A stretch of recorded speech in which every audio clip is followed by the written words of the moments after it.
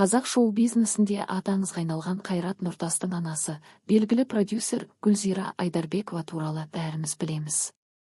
Ол талай жылдар бойы ұлының шығармашылығын өрлетіп қана қойған жоқ, сонымен бірге көптеген жас өнерпазға қолдау көрсетіп, продюсерлік өнерін дәлелдеген тұлға.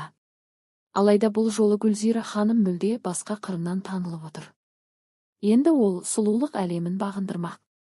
Иә, сенесіз бе, танымал продюсер жылдар бойғы жеке тәжірибесінің нәтижесінде Қазақстанда теңдесі жоқ ерекше емдік сусабын шығаруға бел буған. Ол неге бұндай қадамға барды?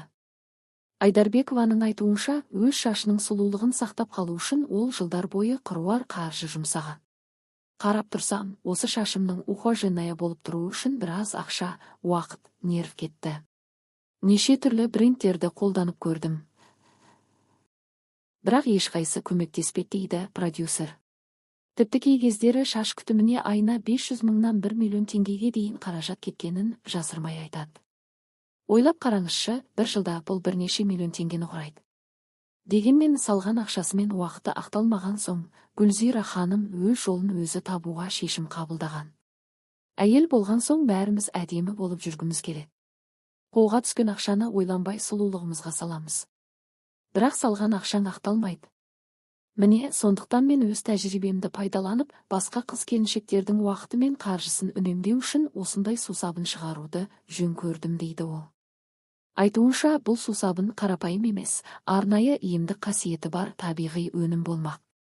Оның құрамы шашты түбінен нәрлендіріп, әлсіреген талшықтарын қалпына келтіруге арналған. Ең қызығы бағасы. Гүлзира Айдарбекованың өзі. Барлығыңызға қол жетімді болсын деп сусабын мен бальзамды бірге бар болғаны 13.500 теңгеге сатамын. Қымбат емес дейді. Осылайша айына миллиондап ақша жұмсайтын күтімнің орнына бір-ақ өнімді қолданып шашты күтуге болады.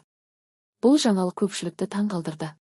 Әлеуметтік желі қолданушыларының пікірі екіге бөлінді.